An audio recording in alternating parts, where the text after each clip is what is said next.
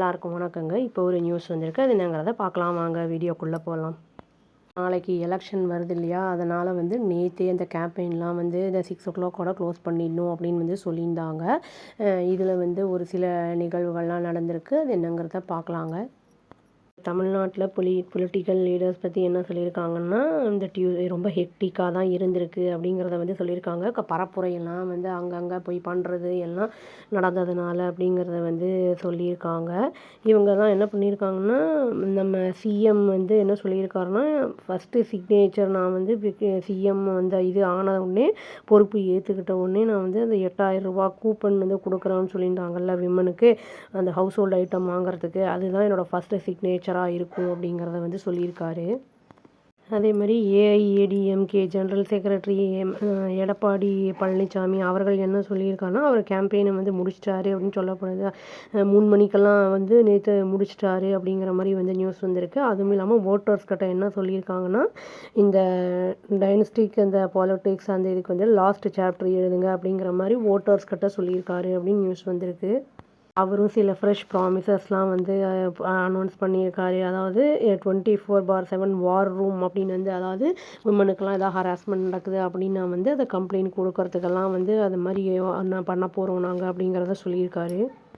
அவர் சொல்லும்போது என்ன சொல்லியிருக்காருன்னா, தப்பான யாருக்கும் ஓட்டிங் பண்ணிடாதீங்க, ராங் பர்சனுக்கு அப்படியே தெரியாமையும் கூட பண்ணிடாதீங்க அப்படிங்கிறத சொல்லியிருக்காரு ஒரு வீடியோவில். விஜய் அவர்கள் என்ன சொல்லியிருக்காரு அப்படின்னா அந்த 6 PM அந்த இது முடியறதுக்கு முன்னாடி பேசிகிட்டு இருக்கும்போது என்ன சொல்லியிருக்காருன்னா, அட்ரஸ் பண்ணோடனே அந்த இதில் ஒரு தடவை நான் சொல்கிறத ஒரு தடவை நீங்கள் கேளுங்க, அப்புறம் நெக்ஸ்ட்டு 5 இயர்ஸ்க்கு நீங்கள் என்ன சொல்கிறீங்களோ நான் கேட்குறேன் அப்படிங்கிற மாதிரி அவர் சொல்லியிருக்காரு. பிஜேபி அந்த ஃபார்மர் ஸ்டேட் பிரசிடெண்ட் அவருக்கு அண்ணாமலை என்ன பண்ணியிருக்காருன்னா, அந்த கேம்பெயின் அந்த பைக்கில் கோயம்புத்தூரில் போயிருக்காரு அப்படிங்கிற மாதிரி நியூஸ் வந்திருக்கு. பில்லியனாக வானத்தி இருந்திருக்காங்க அப்படின்னு சொல்லப்படுது. சில கட்சிகளோட தலைவர்களும் இந்த கேம்பெயினுக்கெல்லாம் வந்திருக்காங்க அப்படின்னு சொல்லப்படுது. அதாவது AICC president Mallikarjuna Kharge, Andhra Pradesh chief minister Chandrababu Naidu அவர்கள், அப்புறம் ஏஏபி லீடரு அரவிந்த் கெஜ்ரிவால் இவங்கெல்லாம் கூட இந்த அலையன்ஸ் அந்த இதுக்கு கலந்துக்கிட்டாங்க நேற்று அப்படிங்கிற மாதிரி சொல்லப்படுது. ஐஎம்சிஏ கிரவுண்டில் நடந்த அந்த கேம்பெயினில் இவர் டிவிகே தலைவரும் நடிகருமான Vijay ruling party, opposition party, அப்புறம் சென்ட்ரல் எல்லாரையுமே தாக்கியிருக்காரு அப்படிங்கிற மாதிரி சொல்லப்படுது. இதில் அப்போசிஷன் பார்ட்டியை இன்டைரக்டாக அட்டாக் பண்ணியிருக்காரு அப்படிங்கிற மாதிரியும் சொல்லியிருக்காங்க. அவர் என்ன சொல்கிறாருன்னா, இந்த 3 பேருமே ஒரு ஆளை என்னையும் என்னோட கட்சியும் தாக்குறாங்க அப்படிங்கிற மாதிரியும் ஒரு அலிகேஷனை வச்சுருக்காரு. அவர் என்ன ரீகால் பண்ணுறாருன்னா, 2 வருஷம் முன்னாடியே நான் சொன்னேன் விக்கிரவாண்டியில் இது மாதிரி அந்த ரூலிங் பார்ட்டிக்கும் சென்ட்ருக்கும் அந்த இது இருக்குது, அந்த சீக்ரெட் அந்த அண்டர்ஸ்டாண்டிங் இருக்குது அப்படின்னு நான் சொன்னேன். இப்போ வெஸ்ட் பெங்காலோட சிஎம் மம்தா பானர்ஜி அதை சொல்லியிருக்காங்க அப்படிங்கிறத சொல்லியிருக்காரு. நீங்கள் என்ன பதில் கொடுக்க போகிறீங்கன்னு நம்ம சிஎம்மாவே கேட்டிருக்காரு அவர். கரூர் ஸ்டாம்பேட் பற்றி பேசும்போது அவர் என்ன சொல்லியிருக்காருன்னா, நான் டைமுக்கு ரீச் ஆகிட்டேன் போலீஸ் சொன்னபடி. ஏன்னா என்ன அன்னெசரியாக என்னை ப்ளேம் பண்ணுறாங்க அப்படிங்கிற மாதிரி தான் அவர் சொல்லியிருக்காரு.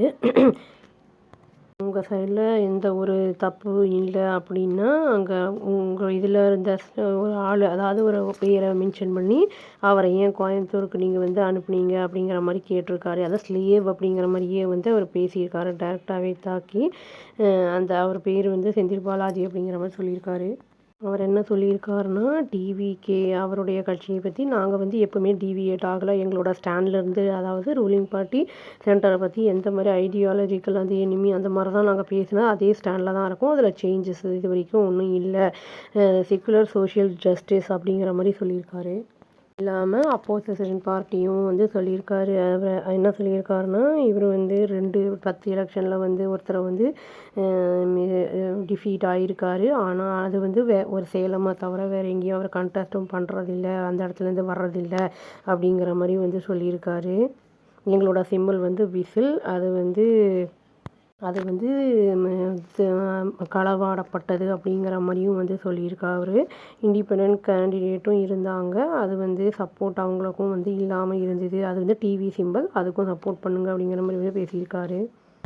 ஓட்டர்ஸ்கிட்ட என்ன சொல்லியிருக்காருன்னா, எனக்கு ஒரே ஒரு சான்ஸ் கொடுங்க அப்படிங்கிற மாதிரி வந்து சொல்லியிருக்காரு.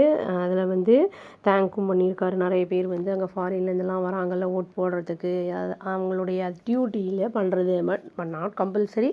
பட் பண்ணோன்னா அந்த ஒரு ஓட்டு வித்தியாசம் கூட வந்து நம்மளுக்கு வந்து வெற்றி தோல்வியை நிர்ணயிக்கும் அப்படிங்கிறது தான் இங்கே நிதர்சனமான உண்மை. இப்போ வந்து நாளைக்கு காலையில் அங்கே போகிறோம் அப்படின்னா ப்ரொசீஜர் தெரியலன்னா என்ன ஏதுன்னு கேட்டுக்கணும். அங்கே வந்து ஃபோட்டோஸ் எடுக்கிறது, ரீல்ஸு அந்த மாதிரிலாம் பண்ணோன்னா இது வந்து அஃபென்ஸ். அது அவங்களுக்கு தெரியாமல் பண்ணுறோம் அப்படிங்கிற மாதிரி நான் நினச்சி நம்ம ஆசையில் பண்ணிட்டோம், இல்லை ஆர்வ கோளாறில் பண்ணிட்டோம் அப்படின்னா அது வந்து அவங்களுக்கு தெரிய வந்ததுன்னா அதுக்கு அகெயின்ஸ்ட் த லா அப்படிங்கிறனால ஆக்ஷன் கண்டிப்பாக எடுக்கப்படும். இப்போது இவ்வளோ பரப்புரைகள்லாம் பண்ணியிருக்காங்க. ரொம்ப நம்மளுக்குமே ஒரு ஆர்வமாக தான் இருக்குது. நல்ல ஒரு ஆட்சி அமையணும்னு நம்ம வந்து இறைவனை பிரார்த்திச்சுப்போங்க. நாளைக்கு முடிஞ்சிடும். நாளைக்கு என்ன ஆகுது என்ன ஏதுங்கிறது பார்க்கலாம், எப்படி நடக்க போகுது அப்படின்னு.